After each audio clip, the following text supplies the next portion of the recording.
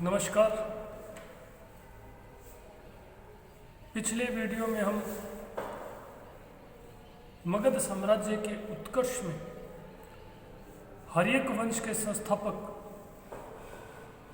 बिंबिसार के योगदान के ऊपर है वो चर्चा कर रहे थे। आज के वीडियो में हम बिंबिसार के पश्चात उसके पुत्र अजातशत्रु ने मगध को एक साम्राज्य के उत्कर्ष में, मगध को है वो एक साम्राज्य के रूप में स्थापित करने में किस प्रकार से है वो महत्वपूर्ण भूमिका निभाई, इसके ऊपर है वो चर्चा करेंगे। या दूसरे शब्दों में कहें तो मगध साम्राज्य के उत्कर्ष में अजातशत्रु के योगदान के ऊपर है वो चर्चा करेंगे। देखिए, हर्यक वंश का संस्थापक जो बिंबिसार है उसने लगभग 544 ईसा पूर्व, कई स्थानों पर 543 ईसा पूर्व भी मिलता है, 544 ईसा पूर्व से 491 ईसा पूर्व तक है वो मगध पर शासन किया और मगध को एक साम्राज्य के रूप में सर्वप्रथम स्थापित करने का जो सफल प्रयास किया,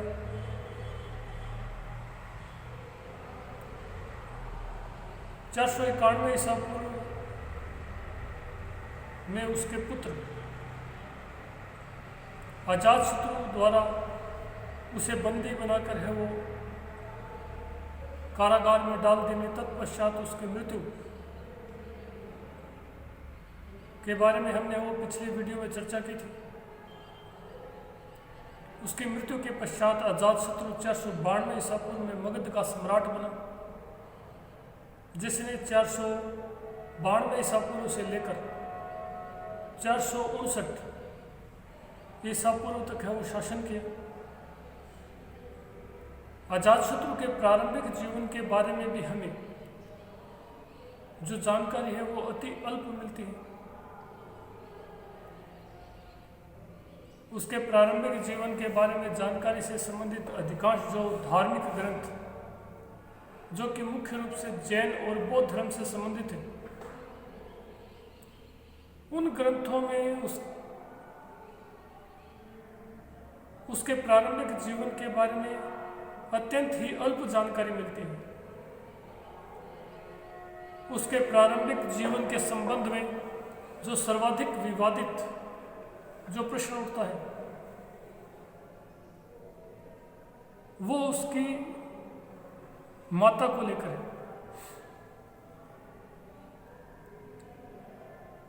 अधिकांश जो आधुनिक विद्वान हैं वो समकालीन जैन और बौद्ध ग्रंथों के आधार पर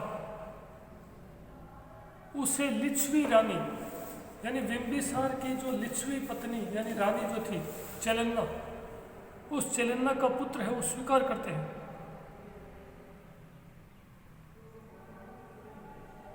जिसका उल्लेख जैन ग्रंथों में भी मिलता है, क्योंकि जो वैशाली के जो लिच्छवी थे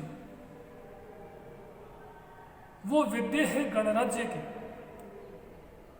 विदेह जो गणराज्य था उस विदेह गणराज्य के शासक होने के कारण लिच्छवियों को है वो विदेह भी कहा जाता था। और जैन ग्रंथों में अजातशत्रु के लिए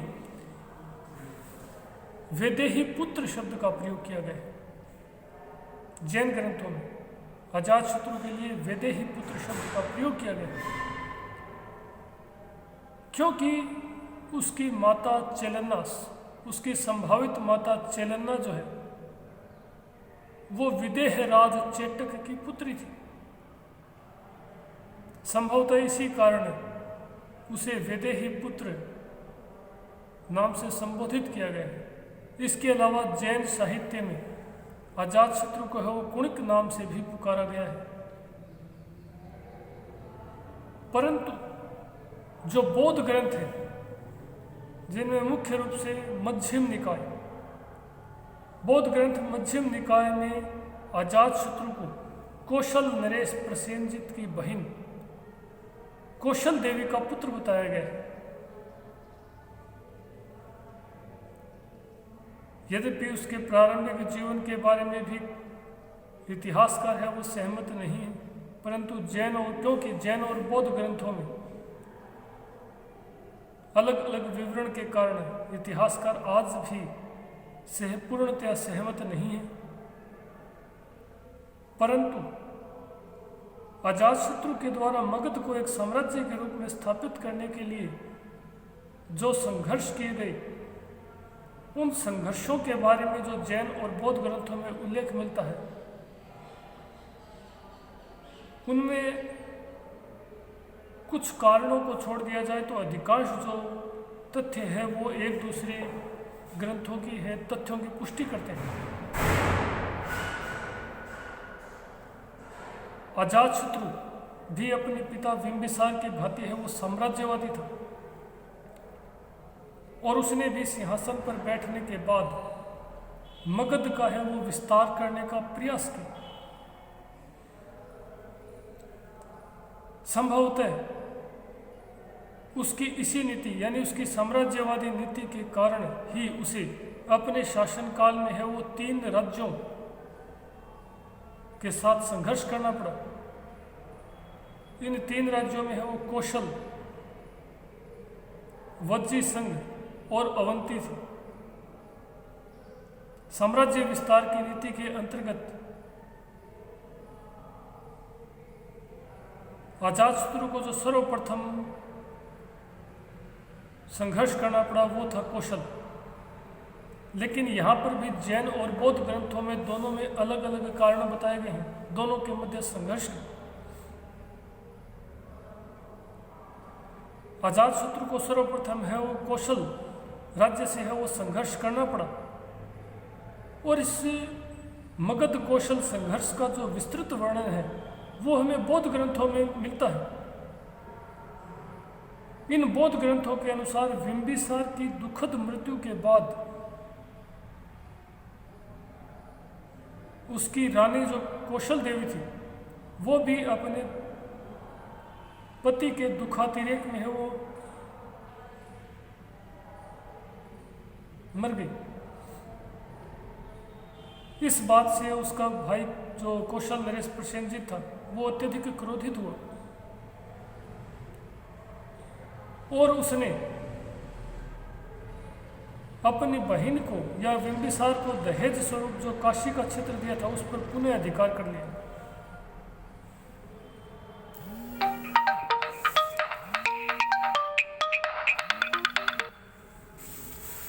पुनः अधिकार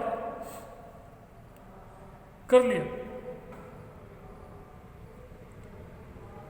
परंतु जो समकालीन स्रोत है उन समकालीन स्रोतों से ऐसा प्रतीत होता है कि मगध और कौशल के मध्य संघर्ष का जो मूल कारण है वो संभवतः मगध की बढ़ती हुई शक्ति को सीमित करना था, क्योंकि इस संघर्ष की जो शुरुआत है वो संभवतः कौशल नरेश की तरफ से की गई थी और कौशल जो है वो मगध का पड़ोसी राज्य था। अतः कौशल के लिए अपने पड़ोस में मगध की बढ़ती हुई शक्ति है वो एक प्रकार से असहनीय थी। परंतु विवाद का जो तात्कालिक कारण था वो काशी ही था और काशी के प्रश्न को लेकर ही दोनों राज्यों के मध्य है वो भयंकर संघर्ष छिड़ गया। लंबे समय तक है वो दोनों राज्यों मगध और कौशल के मध्य संघर्ष चला जिसका कोई परिणाम नहीं निकला।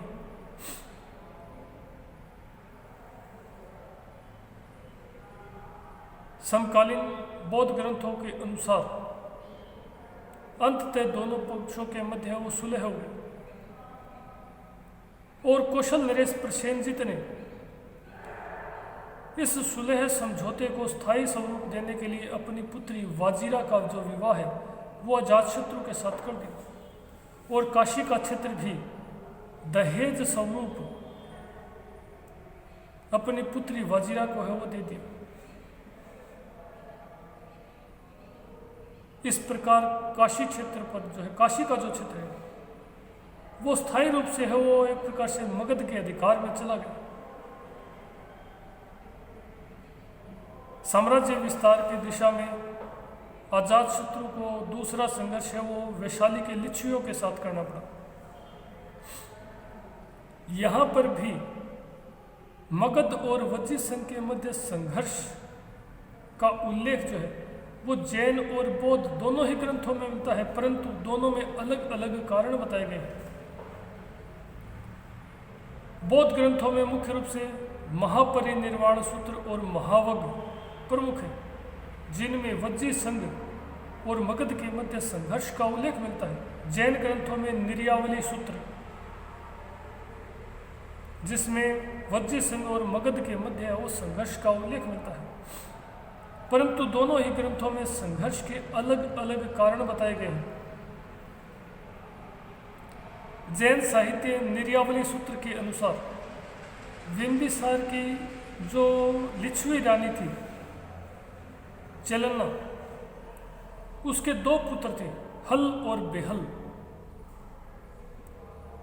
बिंबिसार ने अपनी मृत्यु से पूर्व अपने पुत्रों हल और बेहल को अपना सुप्रसिद्ध हाथी सचेतक, जिसका नाम था, तथा अपना 18 लड़ियों वाला बहुमूल्य हार है वो हल और बेहल को उपहार स्वरूप प्रदान किए थे। परंतु बिंबिसार की मृत्यु के बाद सिंहासन पर बैठने के बाद अजातशत्रु ने अपने सौतेले भाई हल और बेहल से उन दोनों उपहारों को लौटाने की मांग की,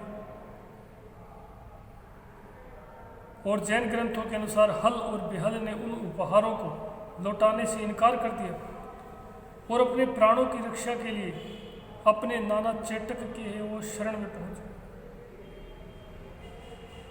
इस पर क्रोधित अजातशत्रु ने वो वैशाली पर आक्रमण कर दिया,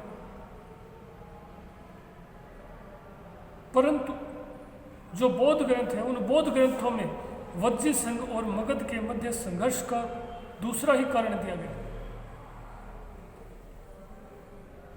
बौद्ध ग्रंथों के अनुसार जो मगध और वज्जी संघ था उन दोनों के मध्य है वो जो गंगा नदी बहती थी, उस गंगा नदी की घाटी में एक बहुमूल्य रत्नों की है वो बहुमूल्य रत्नों का भंडार जो है वो मिला, जिस पर वैधानिक तौर पर दोनों ही राज्यों यानी कि वैशाली के लिच्छवी और मगध दोनों का है वो समान अधिकार था। परंतु वैशाली के लिच्छवियों ने हो इस बहुमूल्य रत्न भंडार पर है वो अपना बलपूर्वक अधिकार कर लिया और मगध की इसमें सहभागिता से इनकार कर दिया, और इसी कारण बौद्ध ग्रंथों के अनुसार इसी कारण अजातशत्रु को या अजातशत्रु ने वज्जी संघ पर है वो आक्रमण करने का निश्चय किया और उसने वज्जी संघ पर आक्रमण करने के लिए सैनिक शक्ति के साथ साथ कूटनीति और राजनीति का प्रयोग भी किया, जिसका उल्लेख भी बौद्ध ग्रंथों में विस्तार पूर्वक मिलता है। वज्जी संघ के विरुद्ध उसने अपने मंत्री वर्षकार, जिसका प्राकृत ग्रंथों में नाम मिलता है वस्कार, वर्षकार को भेजा, जिसने कूटनीति पूर्वक लिच्छवियों के मध्य फूट उत्पन्न कर दी, और इस फूट के परिणाम स्वरूप लिच्छवी जो है वैशाली के जो लिच्छवी थे वो एकजुट होकर, क्योंकि वैशाली जो है वो गणराज्य था जहाँ पर अनेक राजा थे, और उन राजाओं के मध्य वो फूट उत्पन्न हो जाने पर वो एकजुट होकर अजातशत्रु का सामना नहीं कर पाए और अजातशत्रु द्वारा है वो आसानी से बलपूर्वक कुचल दिए गए। इस संघर्ष में अजातशत्रु के द्वारा दो नवीन हथियारों रथ, मुशल और महाशिलाकंटक का भी प्रयोग किया गया। दो नए हथियार थे और अजातशत्रु के द्वारा वैशाली का जो लिच्छवी गणराज्य था उसको बलपूर्वक फूट डालकर बुरी तरह से पराजित कर दिया गया, और इस प्रकार वैशाली का जो लिच्छवी गणराज्य है वो मगध साम्राज्य में मिला लिया गया। वैशाली की गणना है वो प्राचीन भारत के एक प्रसिद्ध गणराज्य के रूप में की जाती थी और उसकी पराजय के साथ ही उसकी गणतंत्रात्मक शासन व्यवस्था का भी अंत हो गया। अजातशत्रु को मगध साम्राज्य के विस्तार हेतु जो तीसरा संघर्ष है वो अवंती राज्य के साथ करना पड़ा, परंतु मगध और अवंती के मध्य सम्मुख युद्ध यानी कि सीधे संघर्ष का उल्लेख कहीं पर भी नहीं मिलता, न तो जैन ग्रंथों में और न ही बौद्ध ग्रंथों में इस प्रकार का उल्लेख मिलता है कि दोनों के मध्य आमने सामने का संघर्ष है वो लड़ा गया हो। परंतु बौद्ध ग्रंथों में इस प्रकार का उल्लेख मिलता है जिससे ऐसा प्रतीत होता है कि संभवतः दोनों के मध्य संघर्ष की है वो संभावना है वो बलवती हो उठी थी। बौद्ध ग्रंथ मध्यम निकाय में उल्लेख मिलता है कि जो मगध का जो सम्राट था अजातशत्रु, उसने अवंती नरेश चंड प्रधोत द्वारा मगध पर आक्रमण करने की आशंका से अपने राज्य की सुरक्षा हेतु अपनी राजधानी राजगृह के साथ साथ जो पश्चिमी क्षेत्र था उसको दुर्गीकृत करने का है वो प्रयास किया, उस क्षेत्र का दुर्गीकरण किया। आधुनिक विद्वानों ने भी जैन और बौद्ध ग्रंथों का विश्लेषण करने के पश्चात ये स्पष्ट करने का प्रयास किया है कि अजातशत्रु ने जिस प्रकार से अपने पिता को सिंहासन से हटाकर सत्ता प्राप्त की थी उससे अवंती नरेश चंड प्रधोत अत्यंत आहत हुआ था और संभवतः इसी कारण अवंती नरेश जो चंड प्रधोत है वो अजातशत्रु को दंडित करने के लिए मगध पर आक्रमण करना चाहता था, परंतु समकालीन ग्रंथों के आधार पर आधुनिक इतिहासकार ऐसा मानते हैं कि संभवतः गंगा घाटी में या पूर्वी जो उत्तरी पूर्वी भारत में एकाधिकार स्थापित करने के उद्देश्य से एकाधिकार स्थापित करने के प्रश्न को लेकर दोनों के मध्य वो संघर्ष वो अनिवार्य हो गया था। परंतु इस संघर्ष के प्रारंभ होने से पूर्व ही अजातशत्रु की मृत्यु हो गई और उसके उत्तराधिकारी उदयन को अवंती नरेश चंड प्रधोत के साथ है उस संघर्ष का सामना करना हुआ।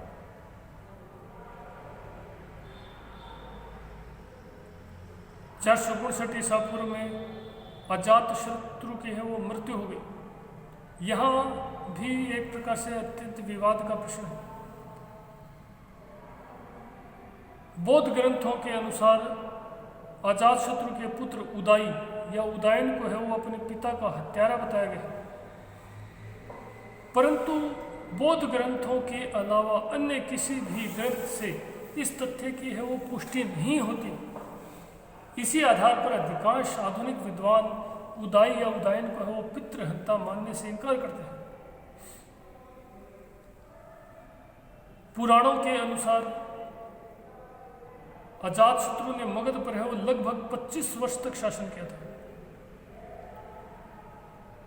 परंतु जो बौद्ध ग्रंथ है उन बौद्ध ग्रंथों के अनुसार अजातशत्रु ने मगध पर लगभग 32 वर्षों तक शासन किया था। इस प्रकार उसके शासनकाल के संबंध में भी जो ब्राह्मण ग्रंथ है और जो बौद्ध ग्रंथ है दोनों के मध्य है वो विरोधाभास पाया जाता है। बौद्ध ग्रंथ जो महावंश है उस महावंश में अजातशत्रु को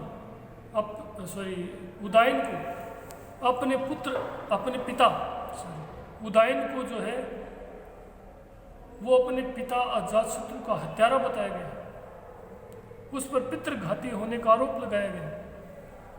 परंतु आधुनिक इतिहासकार इस तथ्य को स्वीकार नहीं करते, क्योंकि उनका ये मानना है कि गार्गी संहिता में उदाई या उदयन के लिए धर्मात्मा शब्द का प्रयोग किया गया है और संभवतः जिस व्यक्ति के लिए ऐसे शब्द का प्रयोग किया गया हो ब्राह्मण साहित्य में वह या ऐसा व्यक्ति है वो पितृघाती नहीं हो सकता। इसके अलावा बौद्ध ग्रंथों में उदाई पर जो पितृघाती होने का आरोप लगाया गया है उसकी पुष्टि समकालीन किसी भी अन्य जैन या ब्राह्मण ग्रंथ से नहीं होती। कहीं पर भी इन दोनों ग्रंथों में, जैन और ब्राह्मण ग्रंथों में, उदाई के है वो पितृघाती होने का है वो उल्लेख नहीं मिलता।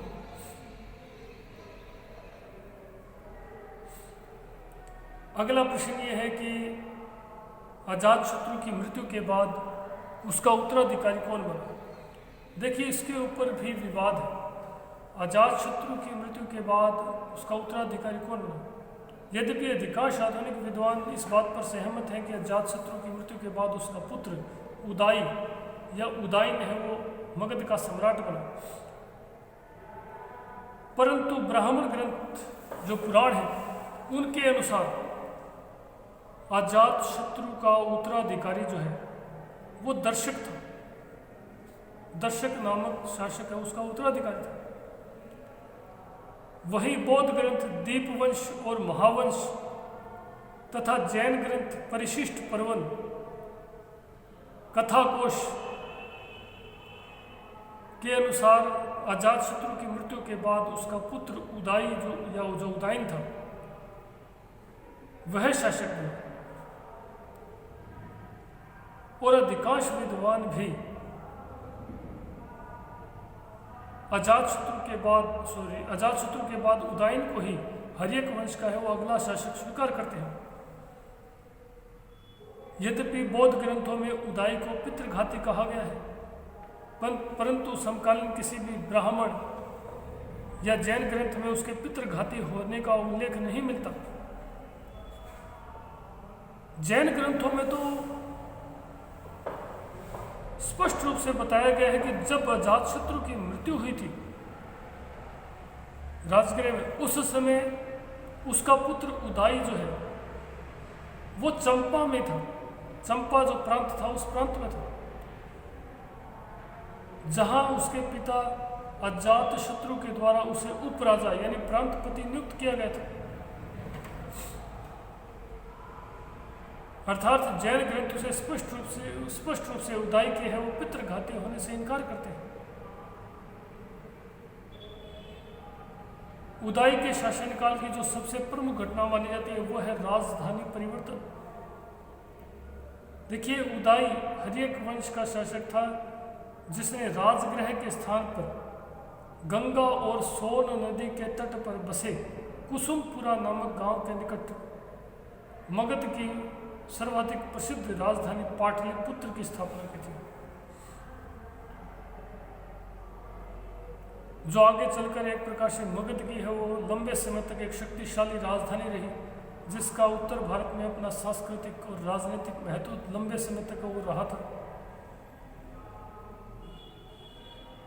ब्राह्मण ग्रंथ पुराणों के अनुसार उदायन ने लगभग वो 33 वर्ष तक शासन किया था। 33 वर्ष तक शासन किया था, जबकि बौद्ध ग्रंथों के अनुसार उदायन ने लगभग है वो 16 वर्षों तक शासन किया। यहाँ पर भी दोनों ग्रंथों के मध्य जैन और जो ब्राह्मण और बौद्ध ग्रंथ हैं उनके मध्य है वो उसके शासनकाल को लेकर विरोधाभास पाया जाता है। उदायन के बाद हर्यक वंश में है वो कोई भी योग्य और कुशल शासक नहीं हुआ। उदायन के बाद कौन व्यक्ति शासक बना, इस प्रश्न पर भी समकालीन जैन और ब्राह्मण ग्रंथों में है वो एक प्रकार से विरोधाभास है। पुराणों के अनुसार उदाई की मृत्यु के बाद है वो अनिरुद्ध, मुंड और नागदासक 3 प्रमुख शासक थे, जो क्रमानुसार है वो तीनों शासक बने। ये तीनों ही अत्यंत अयोग्य और निर्बल शासक थे। इस वंश का अंतिम शासक है वो नागदासक था, जो अत्यंत ही अयोग्य और निर्बल था, और उसके अत्याचारों के परिणाम स्वरूप मगध की जनता ने काशी की है वो एक योग्य अधिकारी शिशुनाग को राजपद स्वीकार करने के लिए आमंत्रित किया, जिसने एक रक्तहीन क्रांति के द्वारा नागदास को सिंहासन से हटाकर मगध पर अधिकार करने और एक नए वंश शिशुनाग वंश की स्थापना की। इस प्रकार बिना किसी रक्तपात के मगध राज्य में बिना किसी रक्तपात के एक रक्तहीन क्रांति के द्वारा हर्यक वंश का पतन हुआ और एक नवीन वंश शिशुनाग वंश की है वो स्थापना हुई। अगले वंश में हम इसी शिशुनाग वंश के संस्थापक शिशुनाग के मगध साम्राज्य के उत्कर्ष में योगदान के ऊपर चर्चा करें। धन्यवाद।